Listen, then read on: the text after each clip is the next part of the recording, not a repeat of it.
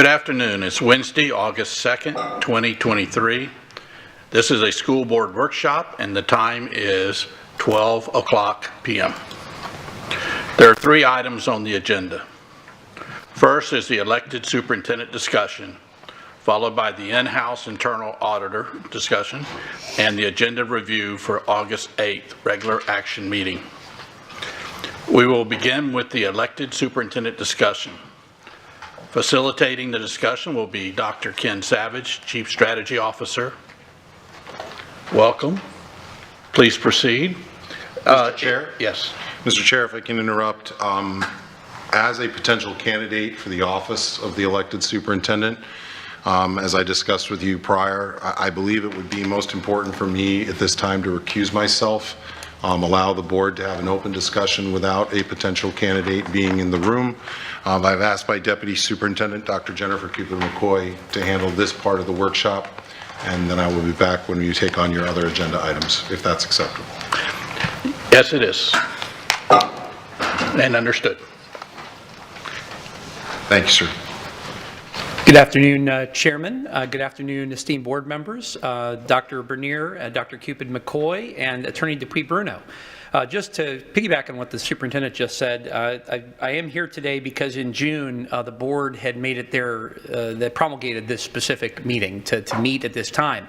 So I want to reiterate, just so that the public is well aware, this is the board's work. This is the board's workshop. In no way was staff here. In fact, I'm here simply to take notes, answer questions to the best of our ability, as well as potentially respond to any next actions, requests for additional information that the board would need in order to engage in the board's work. But we are not here to produce any recommendations or anything to that effect.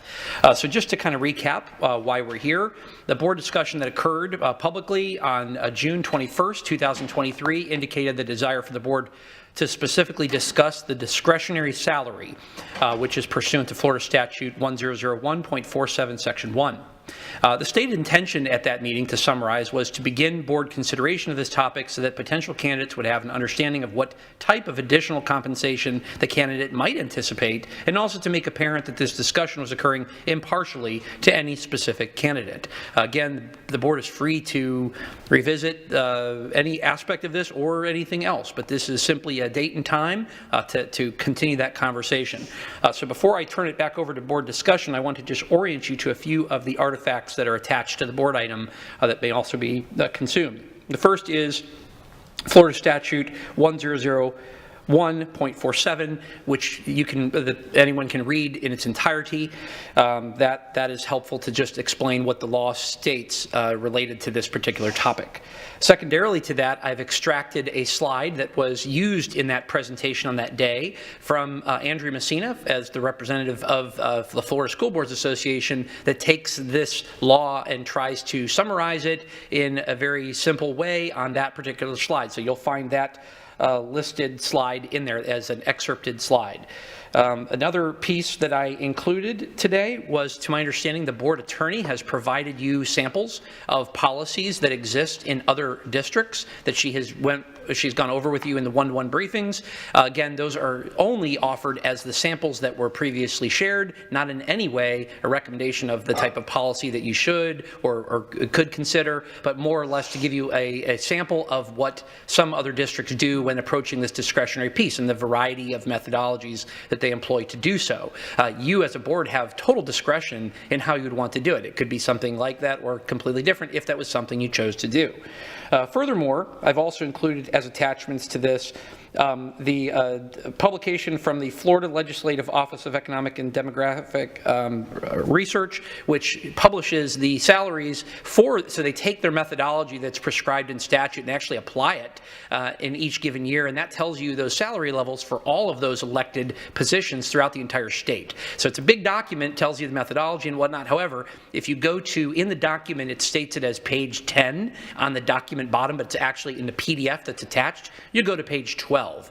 That shows you the table, and that's your starting point. So as a board, the reason why they refer to it as a discretionary salary is that the elected office, the person who fulfills that role, will receive that minimum number that's an automatic. There's no way to go lower than that. That is defined in statute. But if you wanted to do any of the other enhancements, as well as the enhancements that were briefed by Ms. Messina during her presentation about things that are also available to all elected superintendents if they meet those additional criteria, those are all pieces of information that I wanted to make sure you had in case that was part of your discussion today.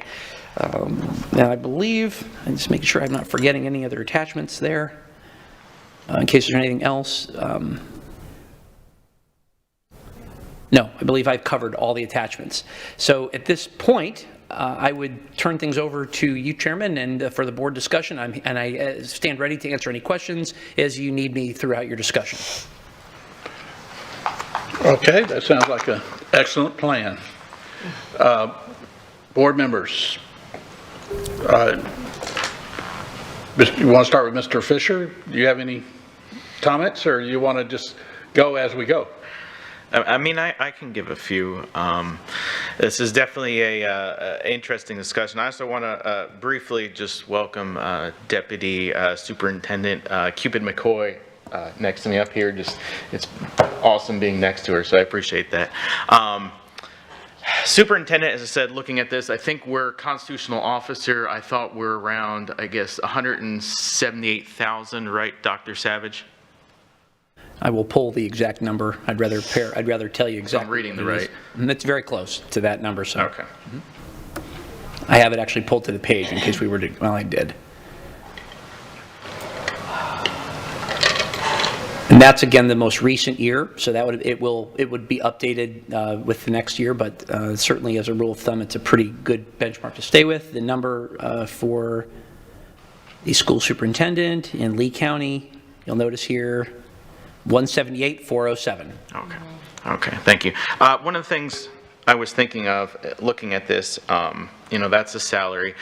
Superintendent, as Dr. Savage is aware of, I mean, it is such a time-consuming job that you're pretty much almost on call all the time. So I think when we're looking at salary, that should reflect that. So when I was looking at some of the salaries, I as well as being able to make sure that we have candidates that are going into this that are supremely qualified, I think we need to make sure that number is probably somewhere north of 200. I was kind of looking at the equivalent of what a state attorney or public defender makes, which is around 202 looking at this chart. And from experience, those two have a lot to manage. They're both often pretty much, especially state attorneys, on call all the time. So it takes a tremendous amount of work. So at least from my just looking at as a school board member, I think at least to get the proper candidates and to make sure that they're being properly compensated, I think we probably at least need to be around that range would be just my suggestion, at least as a starting point. So those are my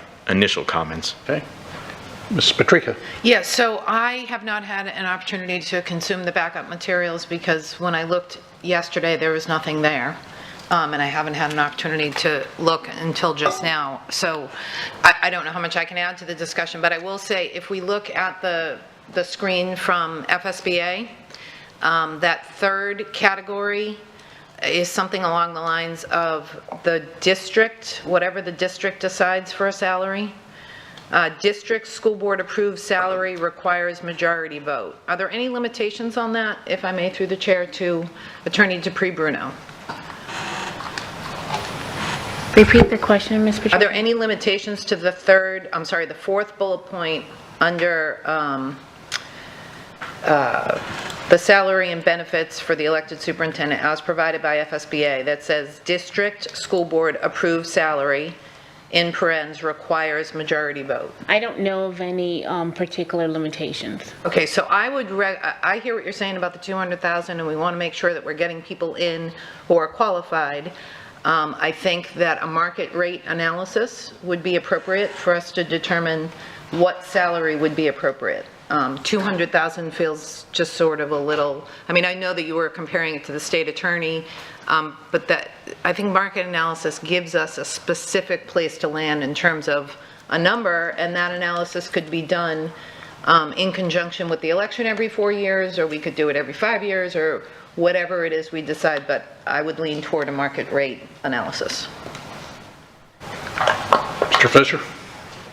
Just real quick one to respond to Member Patrica. I kind of looked at that as just 200's at least our starting point, at least. I meant we shouldn't be at that, the one, yeah, that was kind of how I was looking at it, but no, I agree with what you said. Thank you. Those are Okay, my comments for now. Thank you. all right. Ms. Jordan?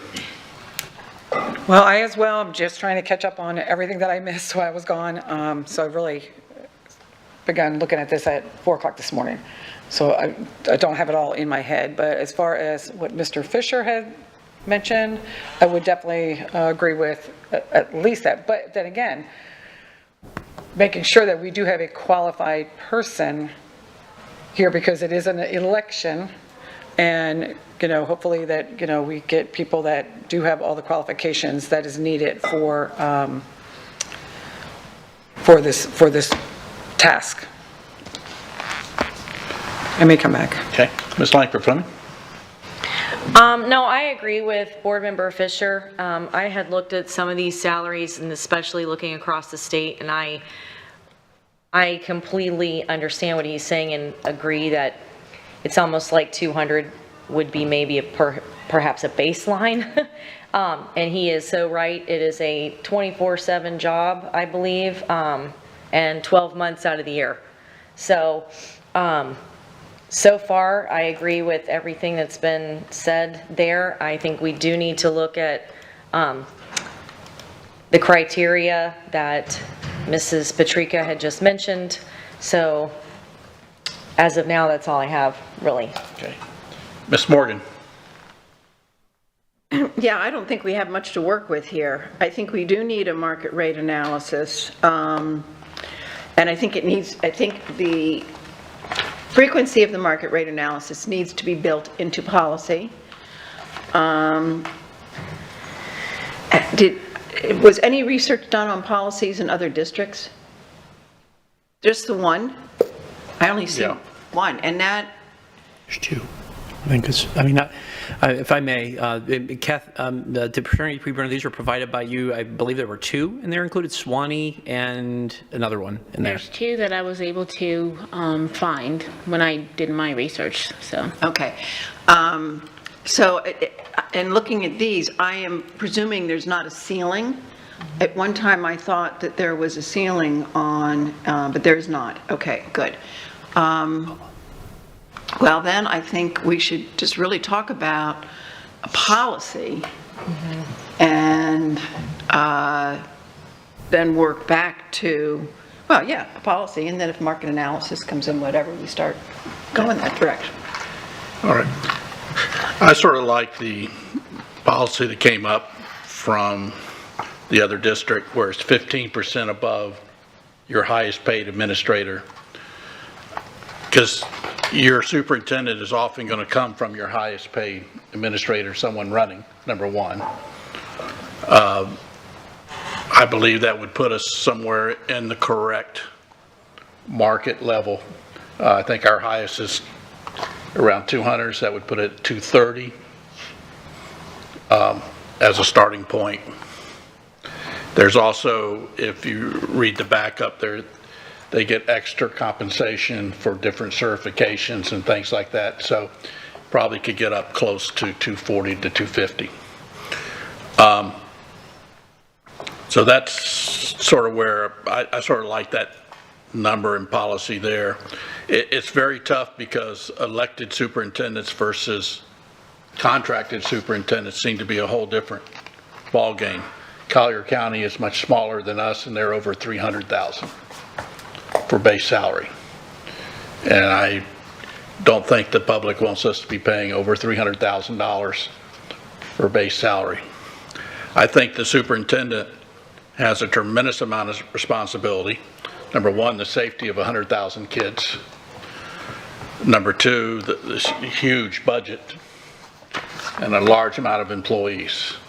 So I think they're well worth what we decide as a board to pay them. The other problem I see that could come up too, we're going to have to discuss, is going to be the Florida retirement system.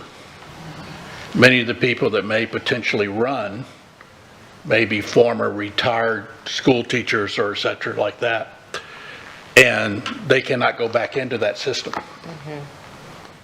So we maybe need to come up with a policy where if someone is in that situation, the amount that we would normally be putting into the retirement system, maybe we could put it into an alternative retirement program for the person. I think we currently do that for the superintendent here, but I would think that could come up with numerous people that may be running. So that's something we also have to build in there. And my question would be, of the board attorney, is there anything in statute that prevents us from building packages outside the statutorily authorized and board policy, no, just statutorily authorized salary? You can have additional discretionary compensation. I seem to have read that also. So as I've been trying to research this for actually quite a bit of time,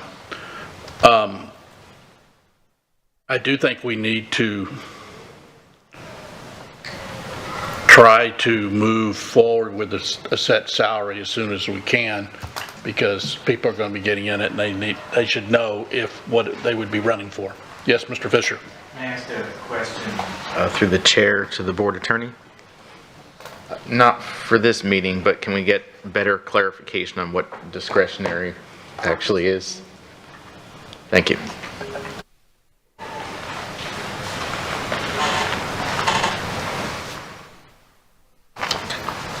I think what I would like to see possibly is the board direct staff to come up with a starting point salary. And then when we get so we have, not that that's going to be our starting point salary, but just say what would it be with discretionary spending for car allowance and just the normal stuff that a superintendent would have, and the retirement, and then maybe based on 15% above our highest salary, and see what that looks like, and then look at the packages, as you asked, market value, and see how far below that is or above it is or whatever. And then maybe from there, we can adjust it a little bit up or down.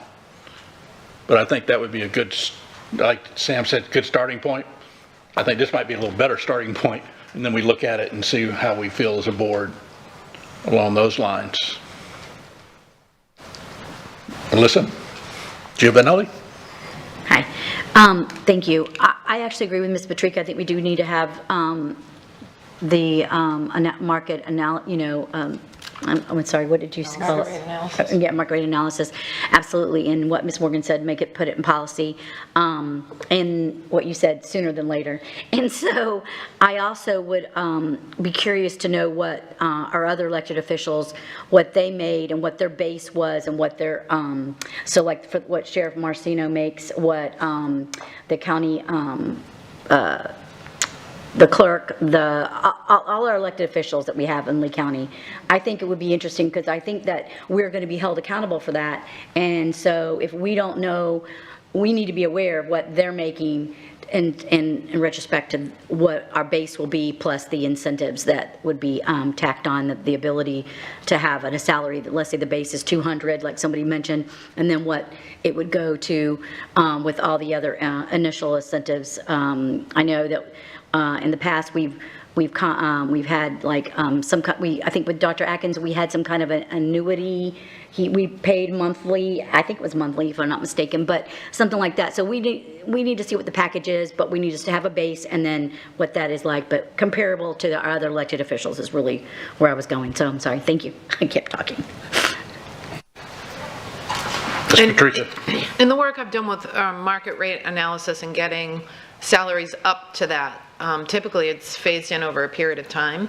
So it doesn't necessarily have to be immediate, and we could have a range in the policy. So we're paying at 30% of market rate up to 70 or 80% of market rate. That would give each board the discretion to determine within that market rate where the specific person who wins the election should be based on their specific qualifications, experience, and background. So that gives each board flexibility now and going forward. I'm not sure we can set the salary after we see who wins the election. I think that would be I think that needs to be set before. I mean, they don't do that with the sheriff, like, oh, well, you were only a corporal when you got elected, so we're only going to pay you $50,000 a year or something. We have to come up with a figure. That's our responsibility. So I think we need to base it on what qualified superintendents are making around the state. There's two tiers. You got the elected qualified superintendents, then you got the, appointed by the board superintendents, where they go out and do a search. And we're probably going to fall somewhere in the middle of those two, I would think, because we're a large district. And we got to go from there. I do like the idea of a salary range as a board policy at this point, but we need to say that it will be this, because I believe the statute reads, Mr. Attorney, when they're elected, that salary is set and can be reset each year. But I think it's the minimum or whatever is definitely there. So I'm not sure how we would do that. Mr. Fisher? Yeah, I agree. We just don't want anything that's obviously arbitrary either. Looking at it, I agree if, the board so desires to go ahead with a market research analysis, I would be on board with that. We just have to be aware that, and again, I mentioned this right off the bat, how tough, how many responsibilities the superintendent has, but we have to realize when we're dealing with this, especially in the community, that right now our highest constitutional officer, I believe, is the sheriff, around 214,000. So we do have to be aware of that. So when we're looking at that, granted, we have to do what is best for the Lee County School District.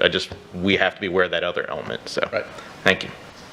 And then my last thing is, in my conversations with people surrounding superintendent salary, I've never heard that he's paid enough. I've always heard that the superintendent is not paid enough because of the level of responsibility, the fact that the individual is the CEO of the second largest organization. If you compare his salary to the largest organization, it pales in comparison. So I think that if we want to attract talent and experience and dynamic personality who can handle the job, we have to pay. Again, that's the feedback that I get when I talk to constituents. A lot of my constituents are retired Fortune 500 C-suite individuals who get salary ranges, and I understand we're in the public sector, not the private sector, but I do believe that if you took this job and put it in the private sector, it would be worth far more than millions of dollars. Mm-hmm. So I think that the size of the job needs to be taken into consideration. And I don't think it's arbitrary to say that the range of salary will be from 20% of market value to 80% of market value, depending on experience, education, that kind of thing. I don't think that's arbitrary. I think that gives a candidate a good sense of the minimum I'll make is this, the maximum I'll make is that. Looking at their own resume, they can determine where they might fall in that range, and then the board can make that determination based on what the individual is worth. Those are my comments. I'm going to ask the board. I don't believe that's legal, though. I think, board, you have to be very careful, because you don't want to get into a position where you're actually negotiating. This is an elected superintendent. Your scope in terms of what you're able to do is very narrow. It's really just adding some type of compensatory additional salary. I'll do the research to see if there's anything else that can be included in it. But from everything everything that I know, it's really just an increase in salary. We're not talking about being able to negotiate with the individual. We're not, I mean, and you just can't do that because the statute doesn't allow you to do it. This is not your employee. This is going to be an employee of the constituents, and really the only boss that that person will have will be the constituents and the governor. So you're very limited in terms of what you're able to do. So just keep that in the back of your mind as you're having your discussions.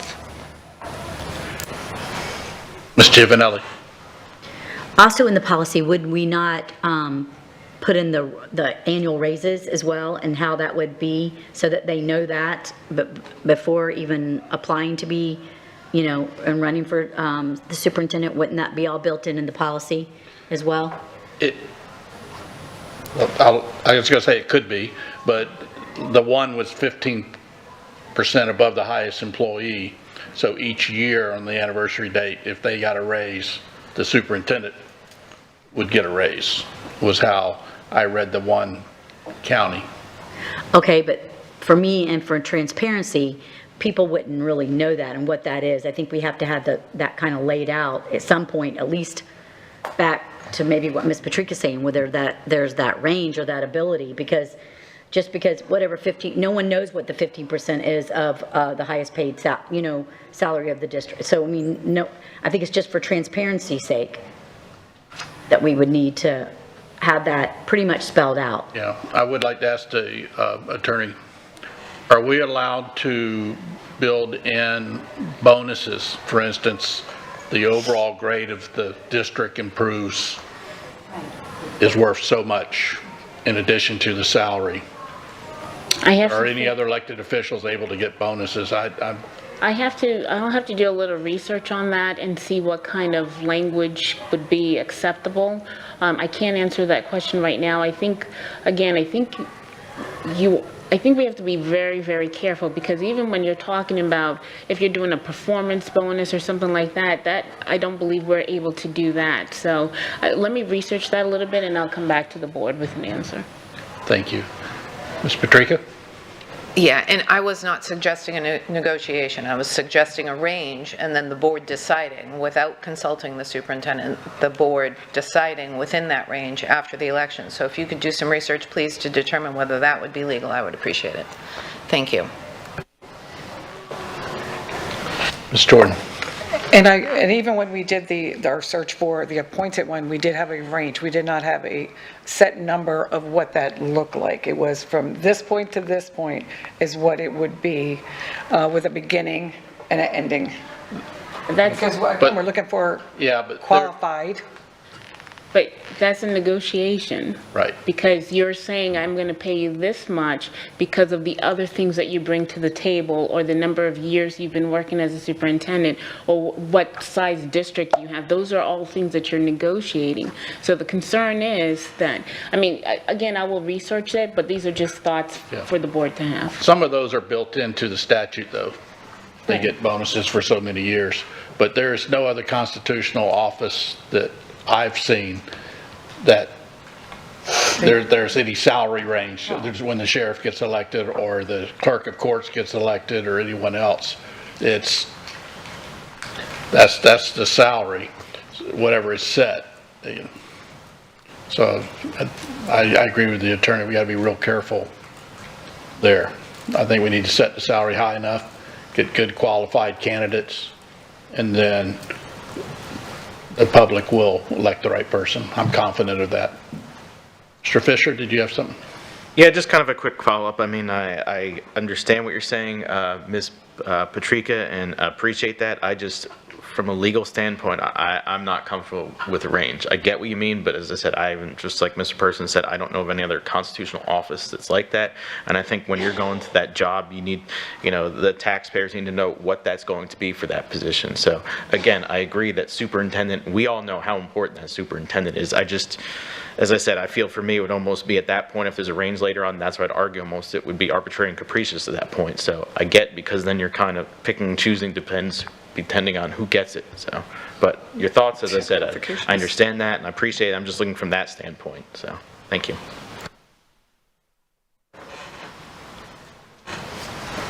I'm not real sure the next step we should take, but Ms. Morgan. Sorry. I need to look to my left. It's okay. So, and I think this is where you were going, but I was going to say that we don't have enough information to continue the conversation. Basically, we've asked questions of the board attorney, we've asked questions of Dr. Savage. I think that we ought to come back and have this conversation again with a little bit more information and the understanding that at that point, we will identify the criteria that we're going to write into policy. So that was my comment. Mr. Savage. Yes, happy to, again, happy to be the one to be able to take notes and so forth and answer questions to the best of my ability. Just want to reiterate, all this is not new information. The only thing that was new, at least to me, was the information provided by Board Attorney, which was 2 districts, Suwannee County as well as Wakulla County. Both elected systems, and so those are just samples of that policy. The rest of them were all information that was provided at the June workshop. It just brought back to you again so that you could continue this conversation. Taking detailed notes.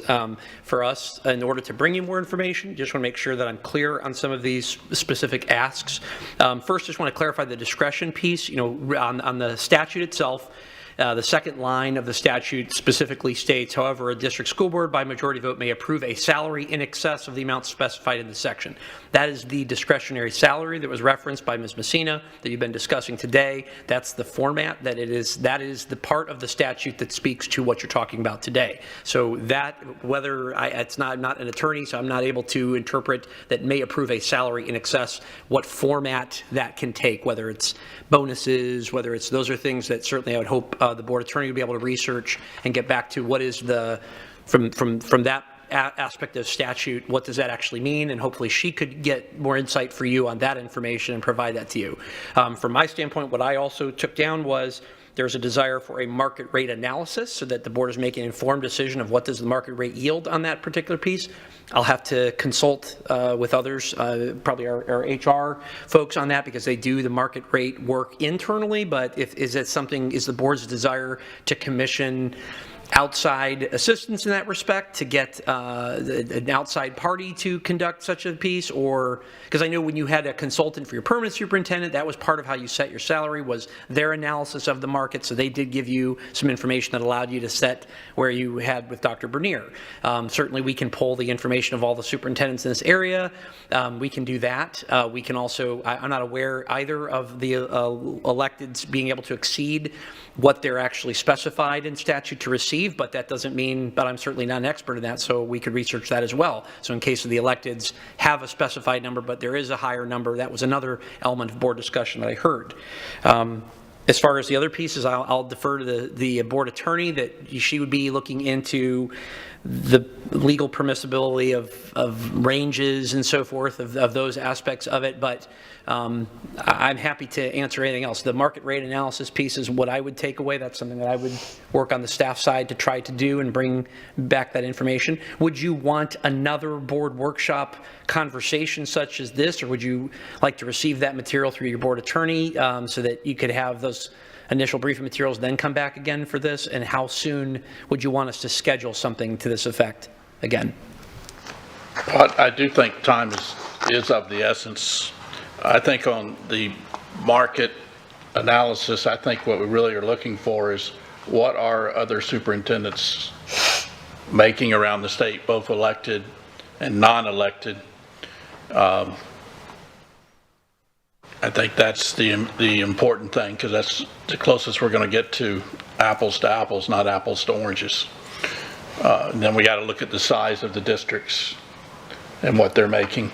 But especially the last, there's been a lot of turnover in superintendents. So those are the ones, the most current salaries and things. And then we can see, I'm not saying we're going to go with those salaries, but it gives us a range of what the electeds are making, and again, what the non-elected are making. Mr. Fisher? Yes, I want to ask a question to the chair, to Dr. Savage. We are the largest district by far with an elected superintendent, correct, I believe? Yes.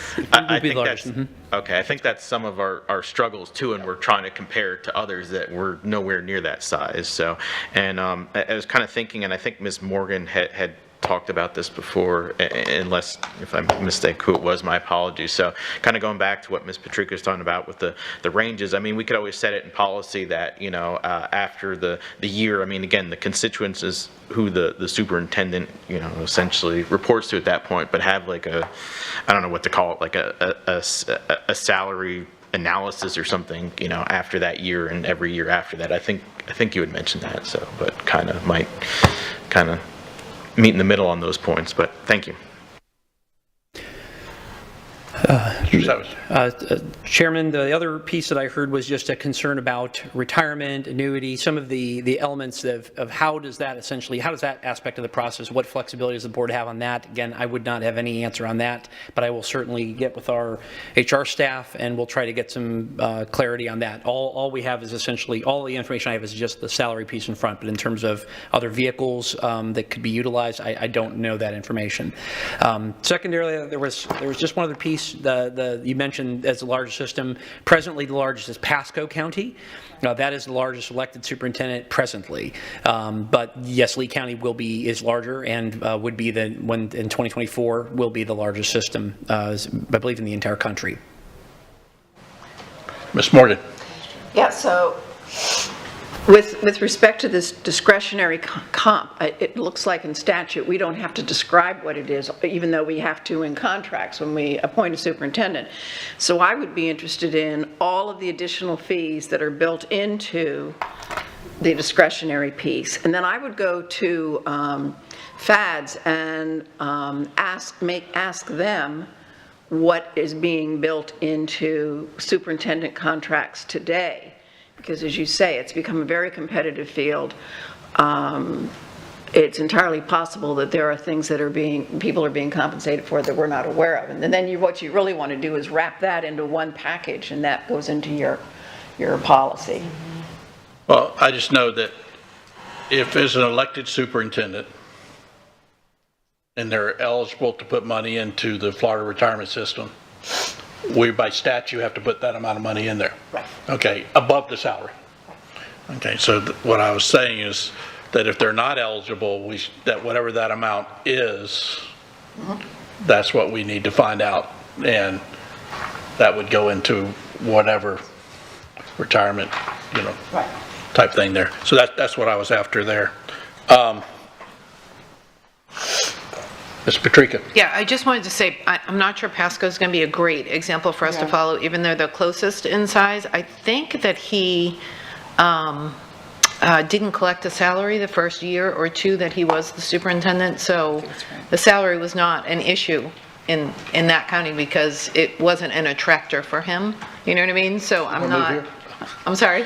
So you want to move here? Yeah, right. He's resigned, he's done. He did. He resigned and he's done. So again, I'm not sure Pasco's a great example because of all of that went into it. Please let me clarify. In no way am I modeling. I'm not suggesting any district. The question was asked how large we were, and I wanted to make sure I answered that. The other piece is, on the 21st, when Andrew Messina spoke to you all, one of the things she kind of talked about was this discretionary piece. So it bears watching. I rewatched the workshop a couple weeks ago, or I mean, it was last week, I think, just to kind of get it fresh in my mind. And she really did do a pretty fair job of describing the level of discretion that the board has. But I think the part that I certainly would want the legal advisement on is just that aspect of may approve a salary in excess. And so a lot of what you're discussing is what incentives could be tied to that in issuance of salary, such as, or 15% of highest paid employee. Those are just different structures by which you could utilize that. But that may be, that's the part that I think we'll probably need to give you a very clear answer on is it salary alone? What else, if anything else, is there? But I do believe, based on what Ms. Messina said, and based on what's in front of us as well, that there is a lot of discretion on the part of the board in terms of how they would want to structure it, and she did advise that it should be in policy so that it's transparent as to how you do it. So those are just recapping what was said, but I do encourage people to watch it again because it was good to hear. What is the date on that? It was the 21st, I believe, of June. Thank you. Yep, my pleasure. Any other questions for Mr. Savage before we? I do, So- Mr. Chairman. Yes. Do you also want information in terms of the local officials, so we should be able to gather that information as well? I really don't see it as being relative, to be honest with you. The closest relative position would be the county manager, and he's not elected, because he really has about the same responsibilities over a whole system and a very similar budget, type thing. So, but elected officials, they have someone above them most of the time. The sheriff has actually someone above him. He's running his department, but that's it. The county commissioners, the city manager they don't tell him what to do, but he's the one running it, just as the superintendent is in charge of operations for us. So it'd be like saying, what's our salary? And that should be what the superintendent's salary should be. And that's really not correct. Yes, Ms. Giovanelli? But the people don't know that. The public doesn't know that. And that could be a double-edged sword there, because it could be, it's just being transparent and pointing out the differences, even if there is a difference. So, I think that it's just being transparent, and why we would have that discussion and have that comparison, regardless that it may or may not compare, but the public doesn't know that. And this is all about the public. That's who we work for, and that's who the superintendent will work for. And I think it could be a double-edged sword if you Well, don't. there is a range even among the commissioners and among school board members and above city councils and among all the elected officials, even the constitutional ones, the clerk of courts and things. They're not all the same salary. So, it's sort of figured out different ways. So it doesn't mean we can't be level with them or a little higher than them. That's my opinion. And we need to be able to say why we said it that way. And that's why I like the market value, looking at it. But I don't think they figure into it, in my opinion, just because it's apples and oranges instead of apples and apples. Ms. Patrica? And one more question, if I may, directed to Yes, the board attorney. please. It's my understanding that none of these other elected officials in the county that we're talking about, these elected CEOs, so to speak, they don't answer to a board or work with a board. I understand that the sheriff has his budget approved by the county commission, but not his salary. Could you confirm that? And could you confirm whether there is any discretionary salary allowed for the other CEO-type constitutional officers? And when I say CEO type, I mean someone that runs, that would be the county clerk, it would be the sheriff, it Right. would be the Tax collector, Matt the Caldwell, what's his? appraiser. Thank you. Yes. All of those. I'm not sure there is any discretion there at all, but it would be great for me to know that going into the conversation, please, and thank you. Ms. Giovanelli? And I think that's a great point, Ms. Patrica, because the superintendent technically will still have to work with this board. They have to get things approved, and so that was the biggest concern is, will the superintendent even care about their board, whoever gets elected, because, and change that dynamic. I think that's a really important, and I think we still need to work collectively and together. And so I think if there's no incentive to work with the board, why would you?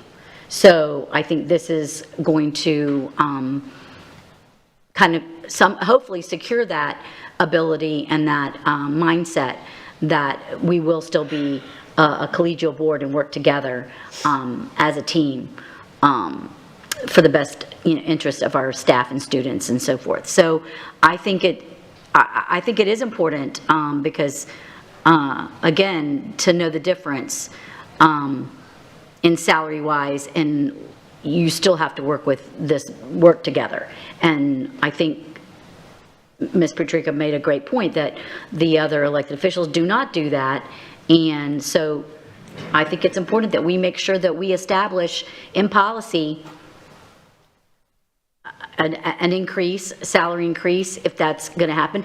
The policy, we could have a policy where the salary stays the same all 4 years. So that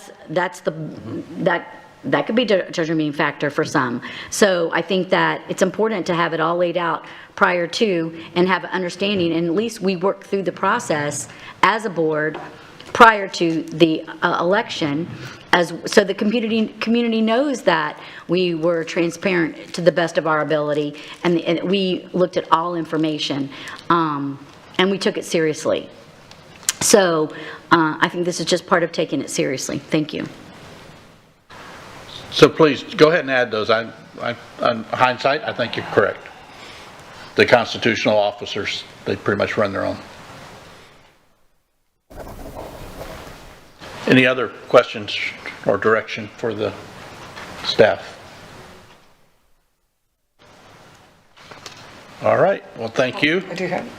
I was just going to say, I definitely believe that we need to make sure that we have a policy, a good policy, because in 4 years, this could change back to an appointed. Yeah. So, in the long run. So just something else to look at. All right, thank you. Next on the agenda is the in-house internal auditor discussion. Again, Dr. Savage, would you please proceed? Chairman, it's again a pleasure as I load this. Be right back with you. And very similar to the last one. This again did not bubble up through staff, but in fact was a board request to revisit this particular topic. But unlike the prior situation here, the board internal audit or any type of internal audit does impact both sides of the organization, at the board level as well as the superintendent level. So welcome back, Dr. Bernier, as well. Just to reiterate, there was the same date that you actually had the prior discussion. Actually, the board indicated its desire to discuss the consideration of hiring a board internal auditor as required in Florida Statute 1001.42, Section 12I, as opposed to the present disposition where the board employs a firm specifically for these services. Just to give some prior context, just to ensure that the conversation is an informed conversation, the district received an audit finding specifically citing our approach of utilizing services in an operational audit that was done by the Florida Auditor General and was issued in a May 2020 report. However, our defense in that particular case was that we felt that that was a permissible way to obtain those services, and the Florida Department of Education affirmed that approach. And that response was received on May 29th, 2020 for their response. So that is why we are still under the current service that we have. That is a permissible way of doing business. However, in our most recent operational audit conducted again by the Auditor General in the 2023 audit report, which is just of this most recent June report, they did cite the well-documented gap where we had no internal auditing services. There was no one for a period of time, and that's a pretty well-documented known aspect from July of 2021 up through February of 2022, as well as the same audit finding relates a topic of organizational independence with our in-house audit piece, and that's not necessarily part of this conversation. So I just want to make sure you have that context. So just in summary, I want to make sure the board is aware that the board internal auditing service that we currently have is permissible. However, the second bullet, the board is free to consider switching. Clearly, the board is able to have an individual board auditor as opposed to our current services, but I just wanted to ensure that we aren't muddying the water that is being compelled by a particular finding. That said, one of the asks I heard on Monday was, what do other districts do? So I did reach out to some other districts as well as FSBA, talked to Ms. Messina, talked to FADS as well to find out their understanding of other districts and how they do it. The prevailing answer was that most districts who qualify, who have to have an internal audit because they have the target threshold, do have an individual auditor. Do not actually have, in some cases, they have entire audit departments that report to that person. They have a variety of names. They vary from things such as the Inspector General to the Chief Auditor to a number of things. But that is the prevailing method that folks use. One other piece I wanted to highlight was that as I listened to the board discussion that promulgated this this presentation today, one of the conversations was about if there was an elected superintendent, having that third rail. You have a board attorney that is independent, you have a superintendent that's independent, but then potentially you'd have a board auditor. If the dynamic changes between a superintendent and a board, how does the board conduct their oversight responsibilities, knowing that that is one of the tools that they are afforded under statute, having that board auditor that is a position. So that could be done via services like we currently have, or as a permanent auditor. But that was a summary of some of the board discussion that happened on June 21st. With that said, this time I want to turn things over to the superintendent first, if he has any, because obviously he has to work very closely from an audit standpoint. So Dr. Bernier, if you have anything you'd like to add before the board discussion, sir. I don't think I have anything specifically to add, other than the board is all aware of the current Auditor General's report that specifically examined the need for an internal auditor, and the specificity that they've also provided to us as to where our internal audit team that currently sits in Budget and Finance, according to the Auditor General, where that team should reside. And they believe that that should be a team that reports to the auditor, not necessarily to other staff employed by the superintendent. So I know that would probably be a part of the conversation, but just in case somebody didn't have that information, I wanted you to start with that. And I look forward to hearing your discussion. Okay, any discussion? We'll just, Ms. Jordan.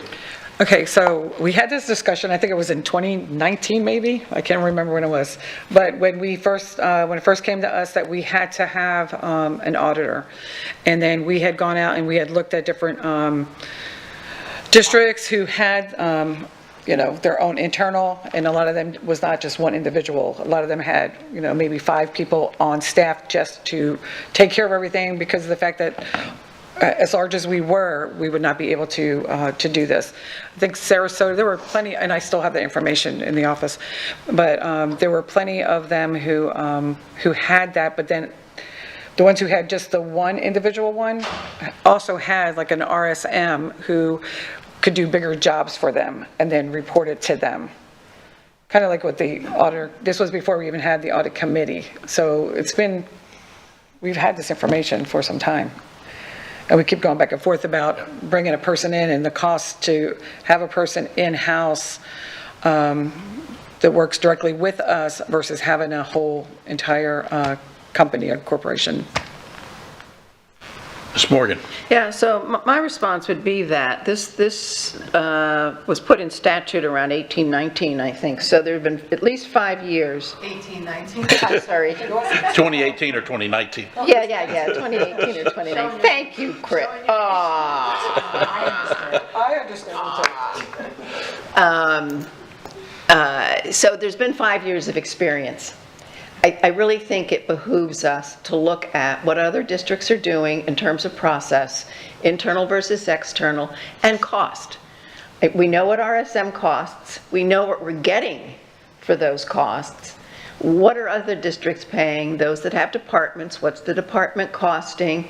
And what kind of outcomes are they getting from that kind of service? So I think we need a lot more information, and I think it's probably out there now. Information we didn't have the first time we went down this road. So that would be my All comment. right, Mr. Fisher.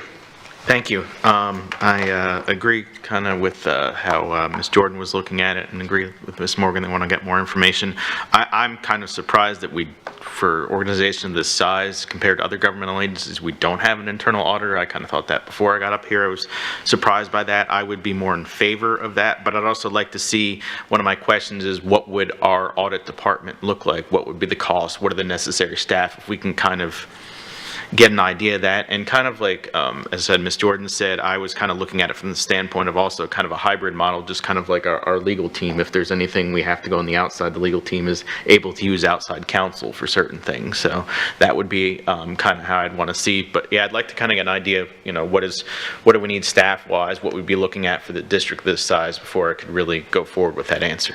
Thank you. Ms. Patrica? Yeah, so when we first had this discussion way back, whenever it was, I really loved the idea of bringing the clerk of court in as our internal auditor, similar to the way the Board of County Commissioners does it. I think it's cost effective. I think it's transparent. I think it makes sense for they already have that function. For them to expand that function to include us, am I right in saying that they are the county commission's internal auditor? So while it wouldn't be in-house, it would still be thorough, all encompassing, and I believe very defensible to the public. But I don't know that we can make that decision until the audit that's being conducted by the clerk of courts is concluded, so that we can see whether it met our needs and whether that's a relationship we want to engage in the long term. So saying that we have all of the information, I agree with you, but that's a big piece of information that I would need in order to move forward with the clerk of courts. I don't think the individual who holds that office matters. I think that their ability, their internal audit functioning ability would be a wonderful fit for the school district. So those are my comments. Thank you. Ms. Giovanelli. Thank you. I brought this up recently a couple times, and especially now that we know that the clerk's office is on board with actually working with us. That recently happened. So I think a lot of things have changed, like Ms. Morgan has said, and I actually spoke to RSM about it. They're not actually in favor of it. But what we do know is there's been a lot of things that wasn't working. Like, we weren't getting the information. I was expected to do an RSM evaluation, yet we hadn't had an monthly update. Yet it was here, not to their fault, it was here at the district, but it was not sent to us. So if that's the case, I mean, and I actually told RSM yesterday, I said, it's still your responsibility to make sure we're getting it. And I don't know what I don't know. And maybe you are sending it, and maybe you have, and that's fine.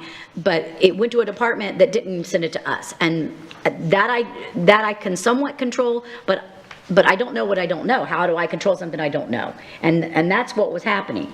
And here it is again. We're in the August, and we weren't getting monthly updates since I requested them in May. So when we did that evaluation. So there's a lot of things that wasn't working. I agree with the hybrid model. I think we need to have somebody in-house that has the expertise that I can ask the question. They can facilitate an audit with RSM or the clerk's office, whomever, gather the information and make sure they're getting it timely so they can do their job. I mean, RSM said it wasn't at the level, well, they weren't receiving information, but it wasn't at the level where they needed to come to us.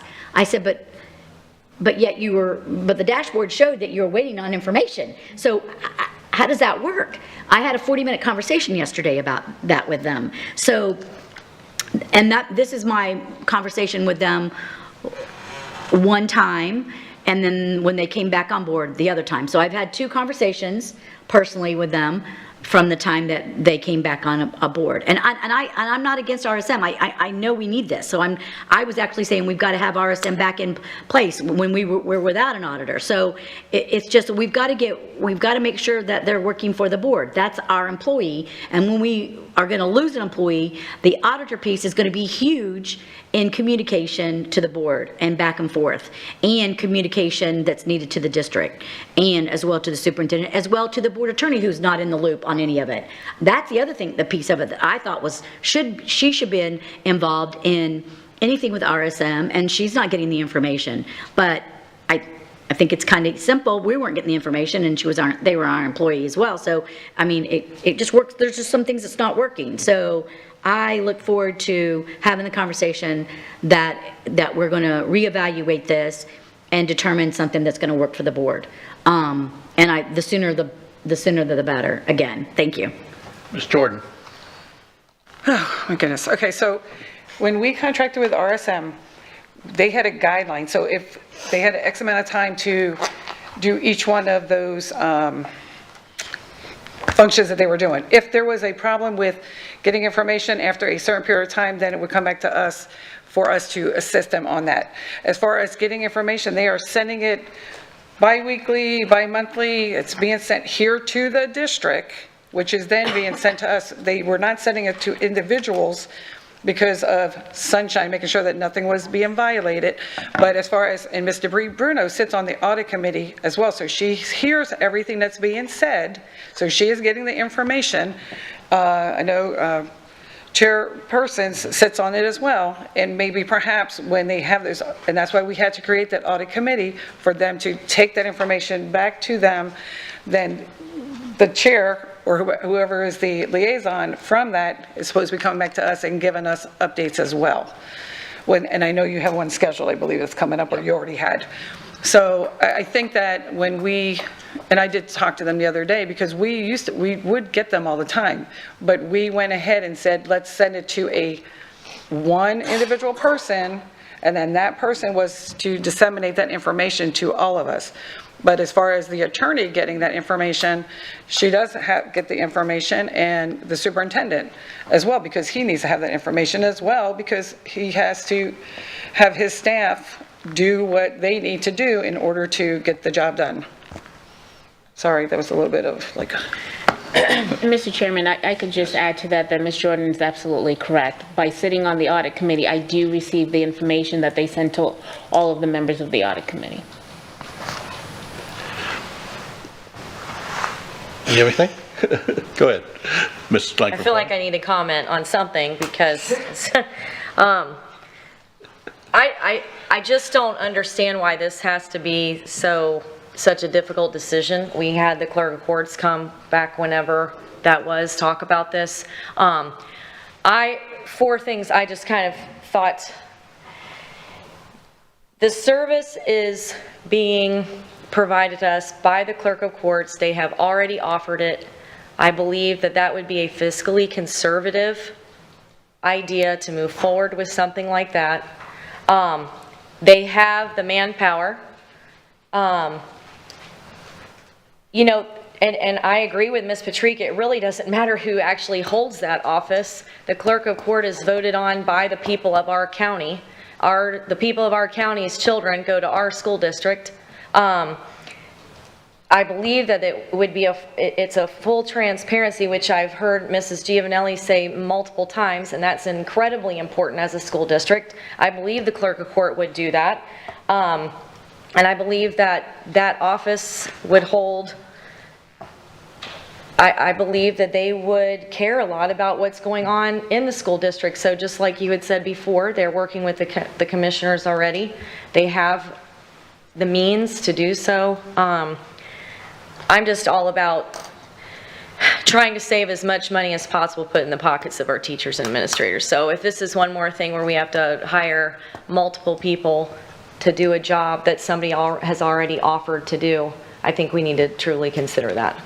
That's all I have. Thank you. Ms. Morgan. I love the idea of clerk of courts, if we can figure out how to make it work. Thank you. Yeah, I think the initial offering from the clerk of courts was to do a general overview audit, not a total internal, be our internal auditor. So we would have to get back with them, renegotiate a whole understanding with them, memorandum of understanding, there you go. But I would favor that also. I think the RSM, I mean, with the hurricane and everything else, I think the communication broke down a little bit. The audit committee wasn't meeting as often as they normally would. And I think there's a lot going on there. We had a hard time. We had so many people being involved with hurricane related items. It was hard to get all their stuff to them. The internal auditor, though, that we were cited on, as the superintendent mentioned, was under the superintendent. Which way we go, they technically are an employee of the board, is the way the state wants it, totally out of operation. So it would not be under an elected superintendent or appointed superintendent at the time. So that would go under our budget. So I think we need to reach out to the clerk of courts and see if they're willing to be our internal auditor and what that would entail and how much it would cost. Yes. I'm trying to understand the internal auditor that audits the books of the schools. That also by state law should be part, I didn't think so. Yeah, I don't think so. I don't think that's what he said. Oh, that's what I heard him say. Okay, sorry, my misunderstanding. Mr. Superintendent, I think we. Yeah, I'll be happy to, and we're looking at one audit. I'm looking at the most recent one. The most recent Auditor General operational report that left. The Auditor General is here now doing the financial one.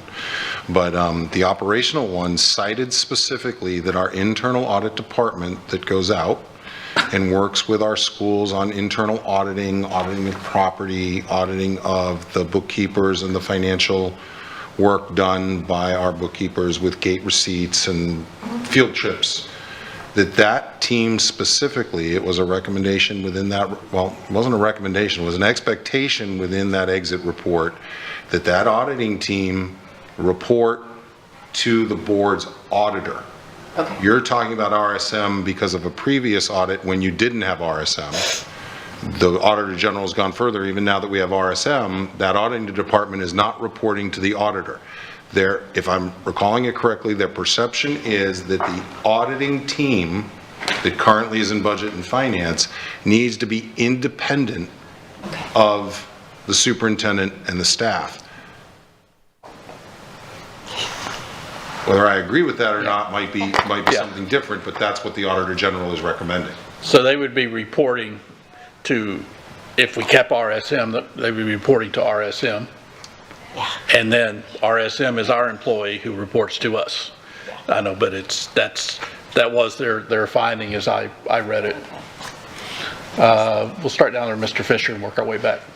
Thank you. One of these days. Thank you. A great thought by Ms. Patrica on that. I was kind of wondering that before, but like you mentioned, since they're about to audit us, I don't know what we can really move forward on at this moment. I think that would have to be, at least with the clerk's office, I think that would have to be a later discussion in regards, at least on their end, would be my assumption, just of how they handle things. So, and yeah, it doesn't, you know, their auditors and inspector general are siloed from the rest of the people there anyway. So just like any other organization that does audits like that. So I think it's a great idea. Question I have I will ask, I believe probably I'll say board attorney on this through the chair. When is our contract with RSM up? So we just renewed RSM's contract for a year, so it's up next June 2024. Okay, I just wanted to check on And if I may add something to what you said, Mr. Fisher, in the negotiations with the clerk of court, the potentiality of them doing additional audits and working with the board with additional audits was something that was discussed. And during the negotiations, they indicated that they want to do this first initial audit first, and then see if they have the ability to do anything else. And if they did have the ability to do anything else, I don't know if they would be completely the school board's internal auditor. They may take a case here and there and review. That's what was relayed to me during negotiations, but again, things may change, so I can discuss that further with them. Ms. Giovanelli? Oh, I'm sorry, Mr. Fisher, were you finished? Okay. So thank you, because that was my understanding as well. So back, just a little history, we did have the clerk's office come when we were deciding on, and we went with RSM because they had the manpower and they had the expertise in doing school auditing. So the clerk's office at the time, and the Attorney General was Tim something or another, I can't remember his last name, but he said they would have to hire a whole new staff, and they did not have the manpower to actually to be our auditor, let's say, in-house. That's why I have brought it up numerous times now, that we need someone that is an internal auditor that would facilitate those audits and go to the clerk's office and say, hey, we need you to audit this through our direction, the board direction, I would say. So I'm not opposed to the clerk's office. In fact, I think we as a board initially liked the clerk's office, but they really conveyed to us they did not have the manpower to do so. And we were under a statutory requirement to have an auditor. And then we didn't have an auditor. And so that's where some of this disconnect has been with not having an auditor in place. And so I don't want to be in that position again. That's why I've suggested to have an in-house auditor. And what that looks like, I only saw West Palm Beaches, they had a whole huge staff. I don't know that we are ready for that, but I would agree, it would be similar to the hybrid model that we have with the board attorney and her staff.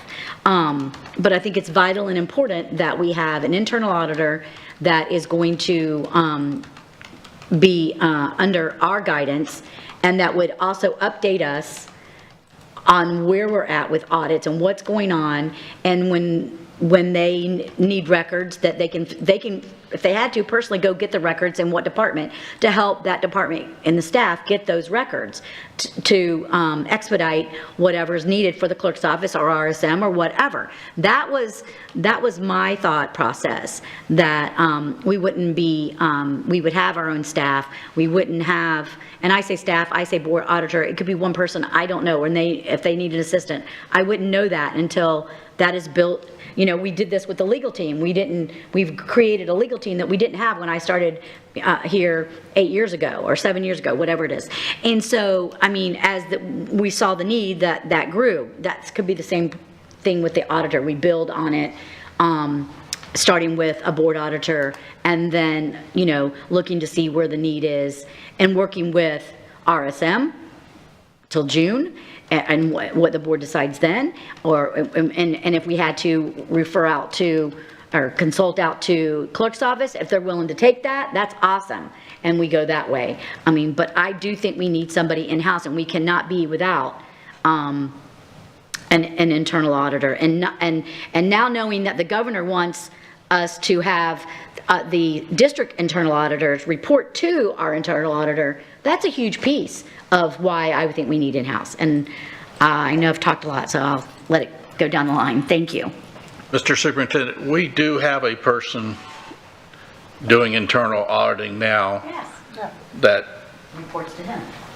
right, so what we need to do is, can we have that person obviously report to RSM instead, or how will that work in order to keep the state auditor their findings, because they didn't like the fact they reported to you? Well, they don't report to me directly. They report Right. through Amy Desamore, our Chief Financial Officer. But they didn't like that. Well, they want it to report up through the internal auditor or the auditor hired by the board. You would have to look at the contract with RSM, but I then question whether you want an outside agency then evaluating those employees. Right, I know that's, An unusual contractual relationship for our district employees to report to someone that isn't a member, in a sense. I believe Kathy and I are on the same team with the board and our employees. There would be in a sense, a third member of this team on this end of the dais. They wouldn't actually sit up here, but there would be a third member of that team. That individual would then have the internal auditing department. I've seen other districts have a model where there is a person, and then they utilize the internal auditing team to do some of their work, and then we utilize outside resources like an RSM to help us do additional work that's reported to the internal auditor, and then they go forward. The other nice part of having an employee is every time you have an internal audit or an audit from the Auditor General or from any other organization that comes in and takes a look at us, and we have many, those reports would go to the internal auditor, and they would direct the work to ensure compliance moving forward. So there's some, and I don't know what your pleasure is yet for who you want that to be, but there is some decided advantage to having someone who will drive that additional work. So it's not just having a person who can direct the team to conduct audits. It's about when audits are conducted and there are findings, who then follows up. And I think both with our clerk of courts and with RSM, that would require deeper discussions regarding those levels of responsibility and see whether they have the staff to do that. I mean, right now, though, we are under contract through June with RSM as our, quote, internal auditor, even though they're not here. That is their title. They are the internal auditor. And if I may add to what, I agree 100% with what the superintendent said, and if I may add to that, another thing that is needed is that independence in-house to handle our waste, fraud, and abuse cases. Because we get these cases and then we have to try to scramble to find out who's going to be able to investigate them. And the way RSM's contract is drafted now, RSM has to come back to the board, create a new SOW, get approval from the board to be able to move forward with investigating a waste, fraud, and abuse case. So if we had somebody in-house that could handle that and legal can work with them and funnel that process through them, it would be very, very helpful from a legal standpoint as well. My question is on the flow chart of, organizational chart. What I'm hearing, and then I'll get comment here, it would be, we'd have our own internal auditor possibly with RSM reporting to them. Yeah, because it would just be like you have with your legal team, where we have our in-house counsels that are handling a lot of things. But sometimes, for example, in our litigation cases, most of the time, we will send that outside because we need that additional support. So it would be something very similar. So you'd have one person, if that's the board's desire, that pretty much is responsible to the board as your independent internal auditor, with RSM perhaps doing the actual audits as backup, because that person won't have the manpower to be able to conduct those audits. So something like that. Ms. Giovanelli. So, and to add to that, so yes, we've received the Florida Auditor's Report, and we individually have to decipher them. With an in-house auditor, we could individually sit down with that in-house auditor, and they could explain it to us and say, this is what this is and what has happened. Because we don't really know all the ins and outs of how that audit, how they arrived at that and what it is. And we think it one way, and maybe it's not really that way. And so I think it's important, because RSM doesn't say, hey, Melissa, this is what the Florida Auditor's Report was, blah, blah, blah, blah, blah, blah. I don't get that explanation. I have to figure it out myself. And, I'm a realtor. So, I mean, that's, I think they're the experts. Experts need to be telling us the expertise of what is happening and giving their opinion. And maybe I'll agree with it, maybe I won't, but I love that extra piece of an understanding that I might not have understood. And so that's why, I mean, and everybody on this board has a little different view of different things. And I think hearing it from someone that's educated in the auditing and a CPA and what those analyses are is a huge piece and important to, and very valuable to me, as well as to me, I would think it would be to the district, as well as being transparent and helping with that transparency for the community. Thank you. Ms. Jordan, did you? Thank you, Ms. Giovanelli, for sharing some of the history. That was important because, yes, the clerk of courts was here and they definitely could not do it. It was just too large of a job. They would have had to hire quite a few more people. However, I do, in the research that I had done prior, a lot of the places did have that one individual who was considered the inspector general. The internal auditor had reported to them, and then they were independent. So even though they worked for the board, they were very much independent. A board member could not go and say, I need you to do this or that, because they're just not going to do that. They were making sure that all the laws were taken care of and everything was where it needed to be financially. And there's, I can't remember her name, but again, like I said, I have it back in the office, but she said she'd be more than happy to come and speak to anybody if they wanted to call her on what her job is and how she does hers. Because remember, every year, we do a audit plan. So that's what all the phone calls were, for us to come together to see what was important to us. Now RSM will go out and do that. When we're asking them to call us to tell us about what they were just talking about, or what you did not understand, that's on us to ask them those questions, because that's not part of what we've asked them to do. So that individual person, I believe we should have that person here, whatever the name may be, inspector general, audit guru, whatever that looks like. And then that way we can have our internal auditor who does work for the, in the district, answer to or report to them, and then they are that independent person, just as our attorneys are. So I think that's really important. And then they absolutely then go ahead and send that out, the work out that they cannot do, and they are the follow-up, and they check on everything and making sure that we are where we need to be. So they watch over the district. So I think we've been needing that person for a long time. Thank you. How would us creating a position a little bit more involved than our current internal auditor, who really seems to be auditing just the local schools, not the whole district, the financial thing. Creating such a position, how would that affect the RSM contract? I mean, I don't think it's going to affect the RSM contract because RSM is still going to come up with an audit plan, work through the audit committee and come back to the board.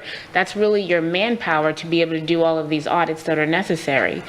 This individual will be helping to guide the work and RSM will be working with them and will be responding to the board. So I don't think it impacts that contract in any way. It just depends on how they want to utilize RSM. okay.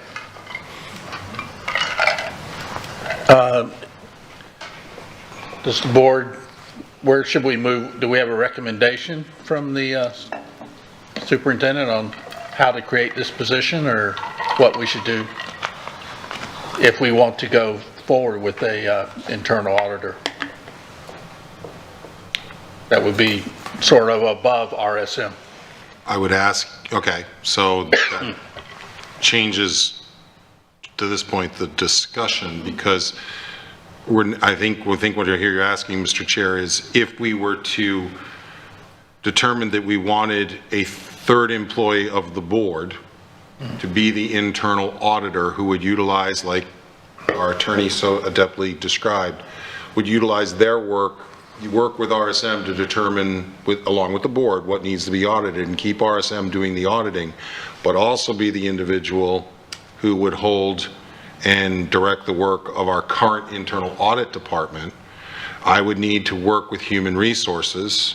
We'd have to look from other school districts that have this model. We'd have to look at what an internal audit job description looks like, get that to you at a workshop, bring it to you at a briefing, get it approved, then we would need to advertise. And we'd also have to look at market rate compensation for that individual, and then begin the recruitment process around those qualifications and see who we could find. In the meantime, I want to assure this board with RSM, in terms of having an internal auditor, which was what the finding you were discussing today, we believe that you're covered for that. Yeah.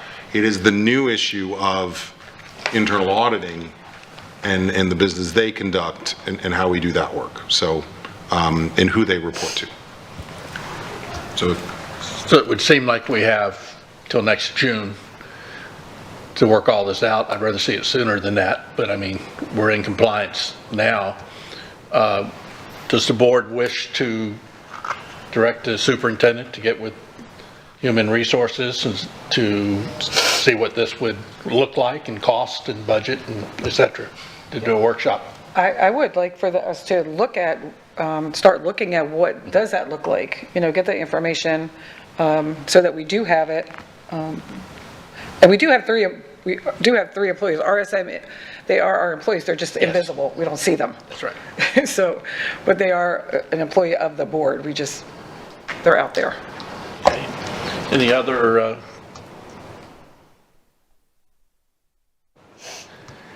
for to direct the superintendent? Sort of a thumbs up or down? Yeah. One more thing. I think we all spoke to Kevin Carnes, the clerk, and he actually recommended us having an in-house person, because I asked him, that was one of the questions I asked him, and he recommended it. So I didn't mention that earlier, and I think that's kind of important. He felt that was something that we needed. And I support Right, I mean, moving forward with that. Thank you. whether it's a total one or whether we work with someone like the clerk's office or RSM again next year, that's what we have to figure out. That we get our internal auditing, I would like to see that looked into. No, I specifically asked him, an individual working with the clerk's office, and he recommended that. I want to be clear. Okay, thank you. All right. Any other direction? For or against? Sounds like for. So I'll go ahead and recap what I think your expectations are and make sure that Dr. Savage, and I know Mr. Dodig is taking copious notes as well. So you would like us to begin, in a sense, a research project to determine how other school districts are using and creating an internal audit department, with that internal auditor being sort of the third employee of the board. Additionally, we would, on of our own accord, want to determine what the structure is for the internal auditing report departments in those districts, what that looks like and what the reporting structure looks like, develop a job description, cost it out, and come back to you with not only those items, but maybe some of the processes and procedures that those districts use to conduct and become compliant not only with internal auditing, but with the Auditor General, and ensure that they're in compliance with the state of Florida Right. and its appropriate statutes. And also, as the attorney mentioned, be able to investigate fraud and abuse. I think that's a huge component of that. That's an enormous component. It would be a whole bullet in that job description. Yes, sir. Thank you. All right, any other discussion? I think takes care of that. Next on our agenda is the review of the August 8th regular agenda. Dr. Bernier? Mr. Chair, members of the board, number of questions turned in. They're excellent questions. The first one is H, consent to academic services. Can I be sure this time that the board asked the questions, though? Okay, I just wanted to make sure. Last time you did not ask. I apologize. Thank you to staff. So the question was about H2, the Early Head Start Child Care Partnership. The questions revolved around, can you advise how many students utilize this service? How many employees utilize this service for their, I assume for their students?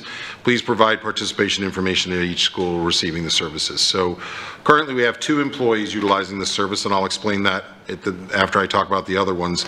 The other sites currently operating are Open Doors Lehigh with 16 students, Open Doors Cape Coral, 9, PA Gerarcy, 16 students, Playmates Preschool at 14 students, Educare Academy at Bonita with 8 students, for a total current enrollment of 63.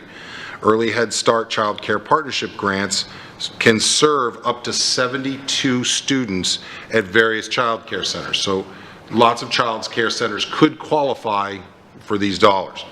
We've had some employees who have been found eligible for this program. However, most do not because of eligibility requirements. So this money can flow to daycares to accept certain students whose families potentially cannot afford daycare, and this opportunity for Head Start. And if they meet the eligibility requirements, then these are some of the sites that have made themselves available to receive our students, our soon-to-be students, or the students of our employees.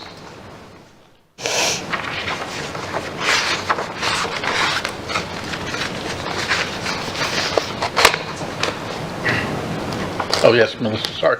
So thank you, that was my question. I think it's important to note that we do have employees that need this service, and it's great that we can support them with this service. So I think it's important, it's something that we offer to our community, but as well as our employees. So I think they are utilizing it. Thank you. To that end, Ms. Giovanelli, I can certainly work with Mr. Dodig's group and employee benefits to ensure that somehow, some way, this is advertised to our employees, all of our employees. Again, there's certain eligibility requirements that some of our employees will not meet, but there is the possibility, since 2 employees and their children, well, 2 children of our employees have qualified, there could be more out there. So I'll make sure that we get that advertised. The next item is H4. May I add Yes, something just sorry. to that, please? I'm sorry. So, but early childhood, it's part-time. And so the other, it's just a part-time hours. It's not a full day of like childcare. I just wanted to. Are you asking me? I know, I'm kind of like adding that comment only because from experience. Yeah. Yes, ma'am. H4 is our next question. It revolves around the approval of the agreement for the public consulting group. The budget source of this funding is in the amount of over $7 million, $7 million, I'm getting better at $7 million reading, $7,041,672. It's because the zeros in front. The budget the other night was, you don't read billions of dollars into a budget very often. So $7,041,672 is provided through the use of the ESSER grant. So the question was, are the elementary schools, who are the elementary schools, what schools does this support, and how do we plan to sustain when the ESSER grant funding ends? These are excellent questions. All elementary schools are impacted by the use of this grant funding.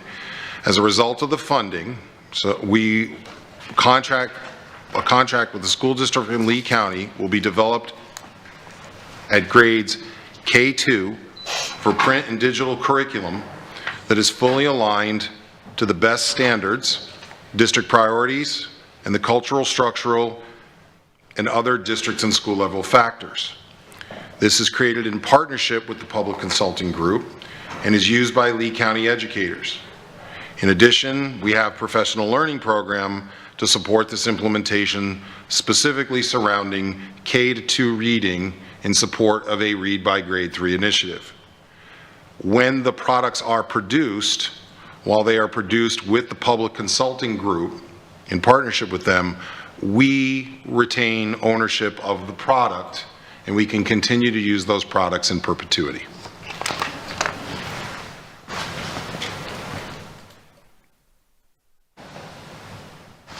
Just pausing if there are any questions. The next item is on business services. It's an approval to piggyback the Prince William County Public Schools contract on online market of purchases for product and services. The question revolves around paper. The question begins with, I see the district receives a 10% discount on copy paper. I know last year's teachers had ration copy paper supply, which resulted in a delay or no paper at all, so they had to purchase their own for their classrooms. Will this contract eliminate the shortage and access to copy paper when needed? Specifically, that was a school site specific situation. It was brought to my attention by a member of the board, and we addressed that issue at the school. Currently, we're unaware of any current paper shortages for our teachers.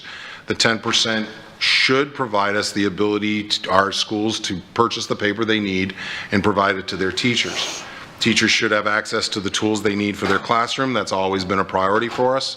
And as far as we know, there is no plan or restriction on purchasing power from the schools unless there's a request up to approve a bid where we slow them down and because we don't have an active bid, or where there's an increase pending port action, meaning the prices are going up. The only other time we would restrict any type of purchasing power would be if the maximum board authorized expenditure level had been reached. So I believe this question is being asked to ensure that academic services, myself, and our executive directors are on top of paper supply chains within the school, because paper can tend to become, and I'll defer to my teacher on the board, it can tend to become a commodity. It's sometimes more valuable than gold because it's hard to come by, and it is expensive. And when we don't have to run individual copies, or when we don't have to run copies for every student and digitize based upon their Chromebooks and our technology, we try to do that. But we will be hyper diligent, but no, this should not create either a paper shortage or rationing amongst teachers.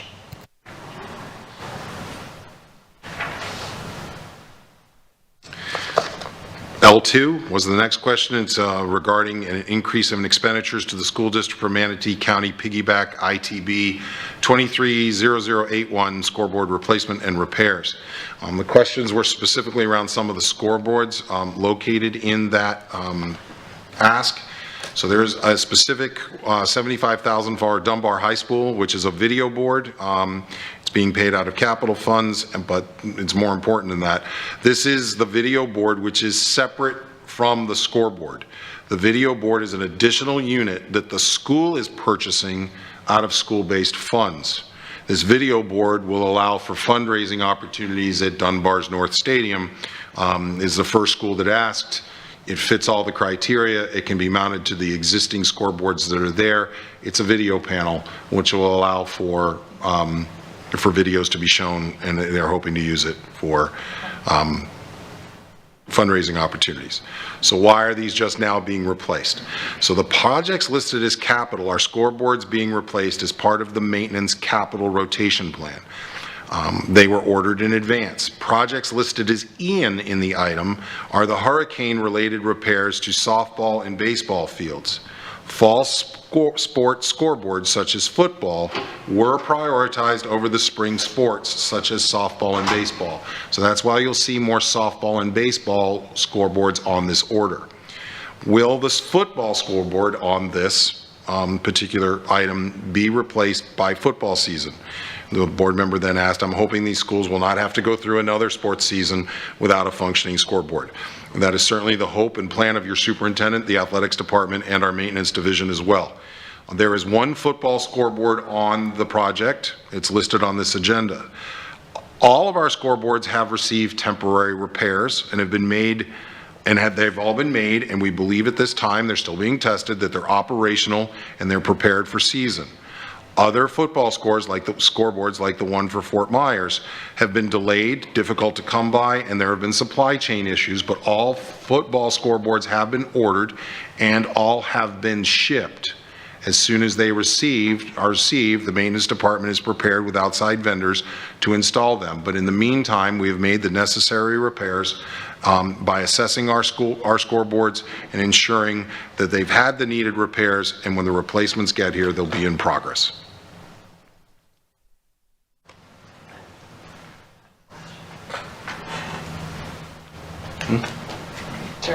May I? Oh, I'm sorry. So while we're on the subject, and you don't have to answer this right now because you're probably not prepared, but I think this used to be, outside of perhaps a hurricane, the typical capital expense, this used to be a school budget issue, right? Or something that the school had to pay for? It wasn't a district budget? You don't have to answer that now if you don't. No, there are reasons why these scoreboards are on this list. If they're Hurricane-Ian, they're Hurricane-Ian repairs, which is primarily why we're asking for the increase. The other piece is many of the scoreboards that were ordered and are already in transit, are already on the ground. Some of them are already here and being installed. The reason why there's an additional increase is because those were planned replacements. They've reached their lifespan and it was time to change them or upgrade them related to what other school buildings have. So generally, when it comes to additional scoreboards, it could be a school expense, like in the case of what Dunbar's doing with their video scoreboard. Okay, so, I don't know. Never mind. Give us some more I'll get keys. with you later. The second one is L8, approval of Phase 1 pre-construction budget for the estimate for OO Middle School new construction. This probably is a direct relation to our board meeting Monday. We have that Monday? Yep. Where, the question is, where is the school exactly, and is it in the, I know it's in the east zone. Middle School OO is on the same 184-acre site at State Road 82 in the east zone, also known sometimes as Joel and Tuckahoe. So NNN, the high school, and OO were scheduled for that piece of property, and we were going to enter into Phase 1 construction processes with Suffolk until the board pulled the item for an August date certain. Specifically, this is in elementary zone L and middle high school east subzone number 2. Briefing material is being prepared for both NNN and OO to bring to the board so that we can give you the history of how we came to that location, and probably in that same meeting take you through the new capital plan for the next 10 years. Second question was about the status of Treeline K8. That's also known as the Innovation School K8 on Treeline.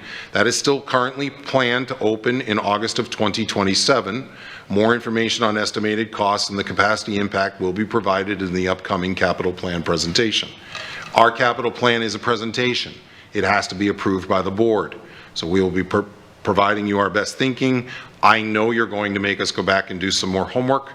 I mean, I know that, and then we'll go back and do that homework and we'll bring the capital plan back for approval.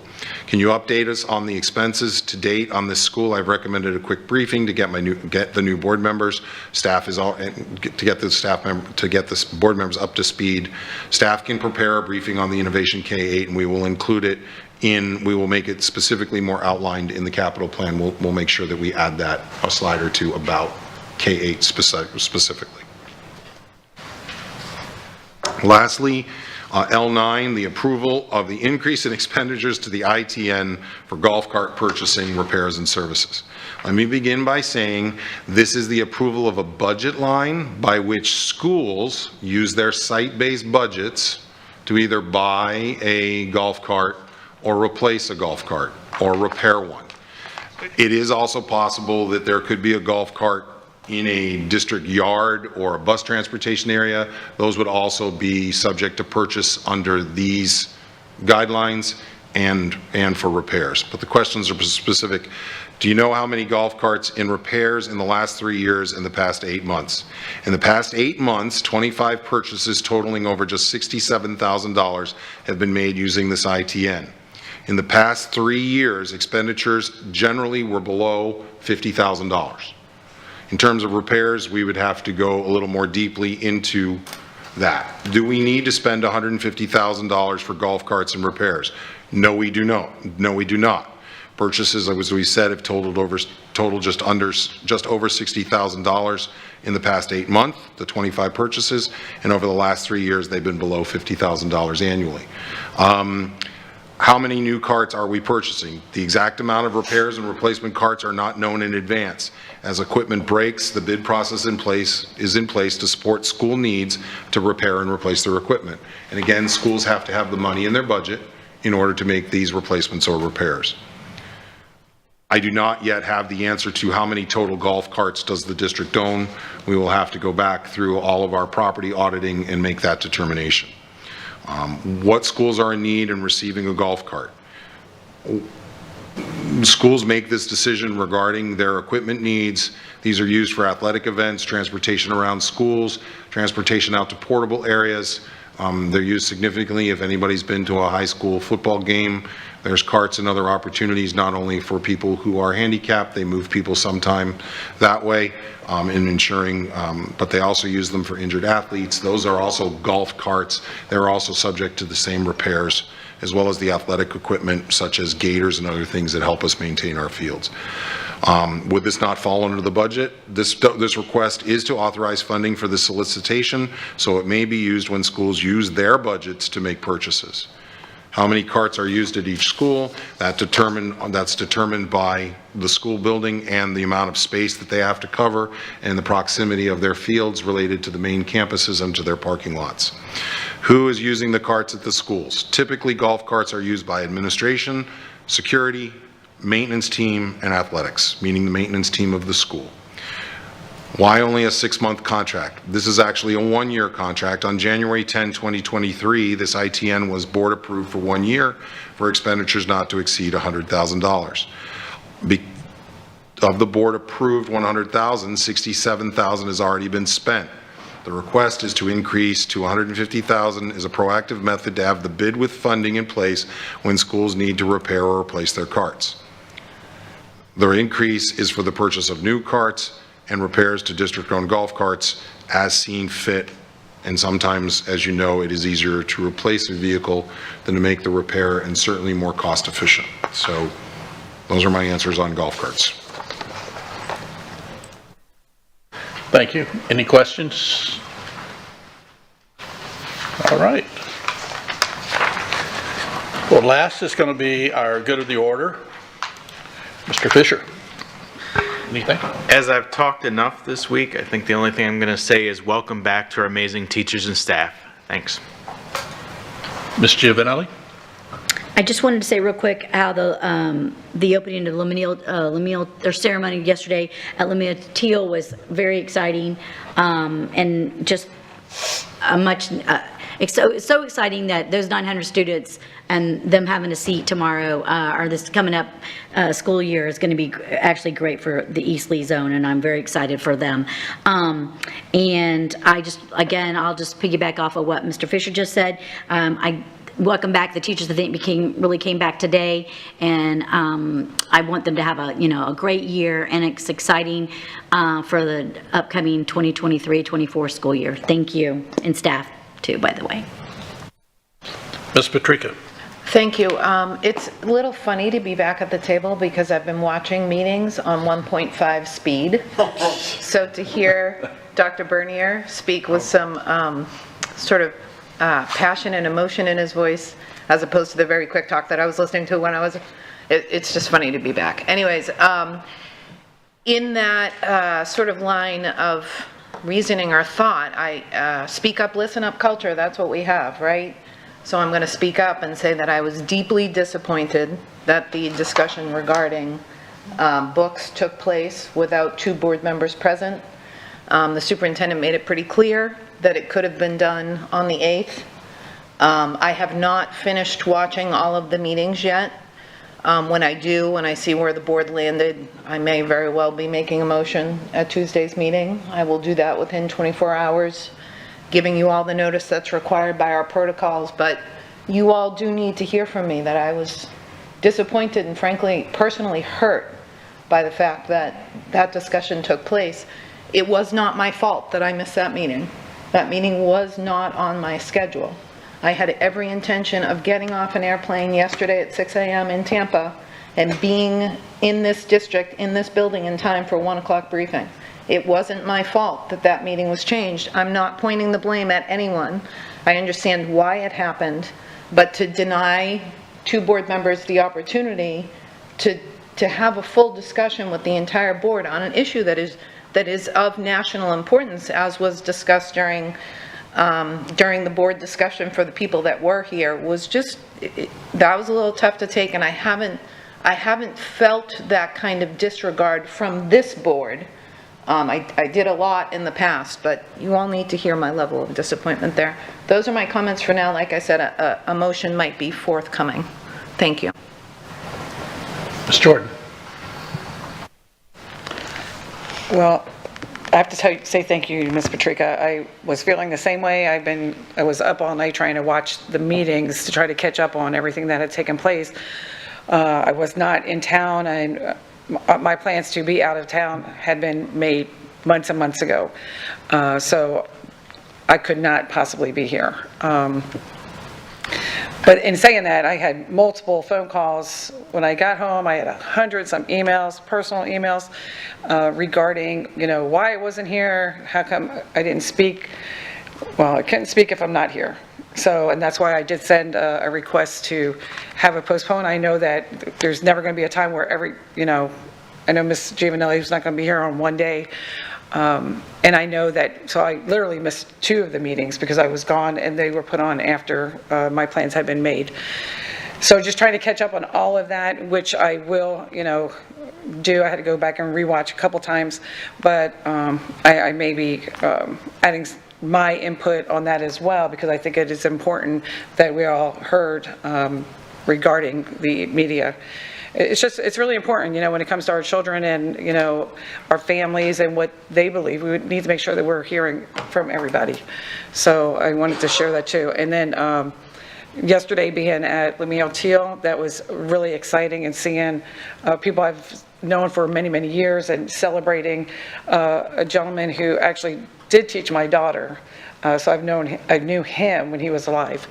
I thought that was really extra special. And then Joe is going to be a great principal. I mean, I believe that the team there is going to be awesome. They're really excited about having everybody there.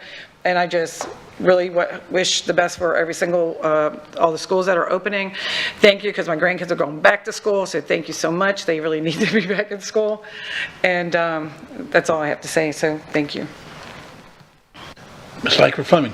Well, thank you for speaking up on that, because we can't fix things. I always say to my kids, I don't know how to fix something if I don't know that it's broken. So I appreciate you bringing that to our attention, and my apologies for you feeling that way, because your opinion is important, not just to us, but obviously to the community. So I'm going to ask for grace on that. Ms. Jordan, yes, it was super exciting too. It kind of gave me that new school, new teacher feeling I haven't had in a couple of years, to see the excitement from the staff. And I do think what an incredible leader Dr. Joe is going to be. I shared that on Facebook and got so many people who I didn't go to school here, but I had so many people comment on my post that were my age that had Mr. Teal, and there were even more stories that I heard yesterday that I hadn't heard in the past. So what a legacy that's going to just continue to live on. Thank you to the teachers and staff for what you're going to do here in 23-24. I think it's going to be a stellar year. Welcome back, and we are blessed to have you. That's all I have. Ms. Morgan.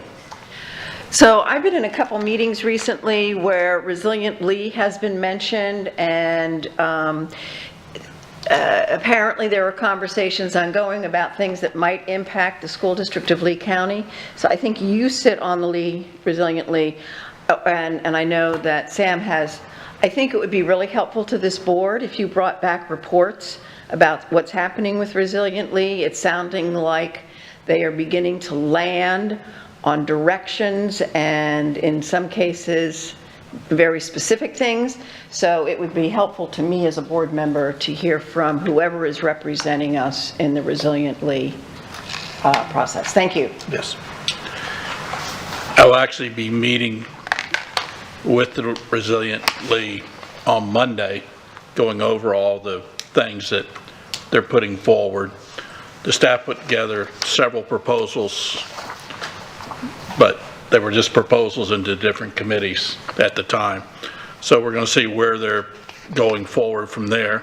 I've asked the superintendent to join me Monday, and Dr. Cupid McCoy is also going to be there, hopefully, and because she's on the committee also, on one of the committees.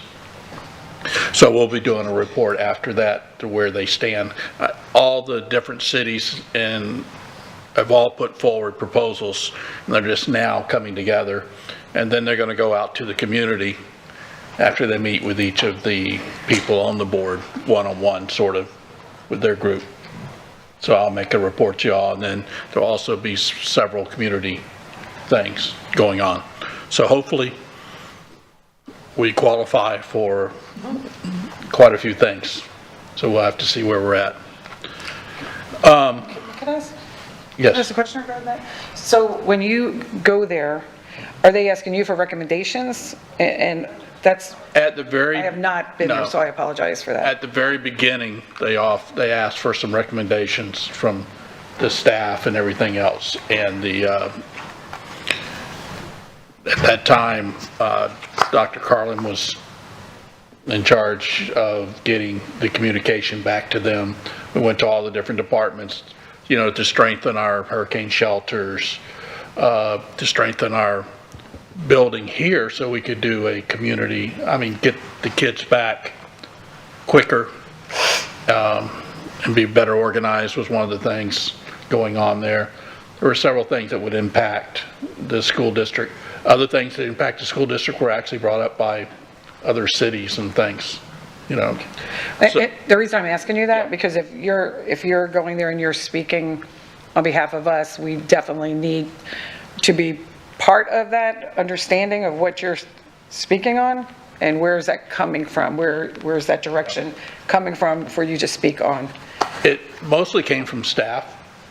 I asked them what they felt they needed, and then we sent different proposals into the Resiliency Lee.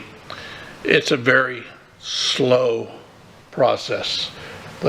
I'll just be honest with you, there's nothing really to report it now. They have not rewarded any money. They've really not even sent in any specific requests.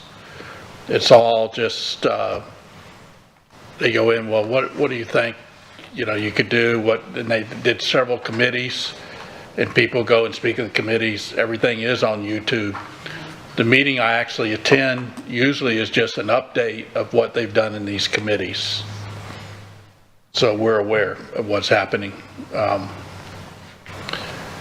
it's a very unusual when you get every mayor and the county commission and the sheriff's department and the Lee County Health all together in one spot to try to say what went wrong and what can go better. And they're doing big plans from there and going from there. So we'll just have to wait and see. And then once the requests are sent in, which I'll let you know anything that goes to us, but it'll all be public for all the requests for all the different cities and county agencies. But once they go in, it's all up to FEMA and HUD and everybody else, whether we get any money at all. They did put aside, I think, 1.2 billion, but they've had so far something far greater than that requests from all the different communities. And they think, again, the earliest they'll probably see any money will be beginning of next year. So it's not moving in light speed. The one thing I would like to say, there was no vote taken on these, just it was discussion on the process paper of how to, the media access form was the one thing that we talked about. And because the policy we had already passed. So it was, I mean, and I appreciate the input. I just felt we needed to get that, try to get that up and running because the parents are going to be going to school and they need time to get it going there. So we came forward there, and the whole discussion on that particular process form was whether it was an opt-in or opt-out. Which is huge. Yeah, well, Massive First Amendment implications there. So that is pretty huge. And if I may just jokingly say that if we want our children to not have exposure to the F word, we can't put them on buses, and we can't let them be in my house when the Giants play the Patriots in the Super Bowl. That was supposed to be funny, but it's a massive issue, and I have a lot to say on it. Yeah. I would have Well- liked my input to have been taken into consideration. well, the access form totally takes care of that. Parent signs it, they can read all the books with that in it. You know, it's just, it came down to what happens if the parent doesn't sign the form. Understood. And there are some parents that would be very offended if their child was reading a book with a lot of F words in it. And so the board came down pretty much on one side of that. The board didn't. Okay, I'm sorry. The majority of the board that was here, and that would have, unless something would have changed on the vote, it would have been the same. It wasn't a 3-2 vote. It wasn't a vote at all, actually. I take that back. The consensus was 4-1. Okay, well, at this point, having no other business come before this body and seeing no objection, this meeting is adjourned. The time, oh, I'm sorry. I have nothing for the good of the order. Thank you. Thank you. Dupay? I have nothing, thank you, Okay. Mr. Chairman. Sorry. They keep leaving that off my script. I apologize. Okay, this time, the meeting's adjourned. It is 2 p.m.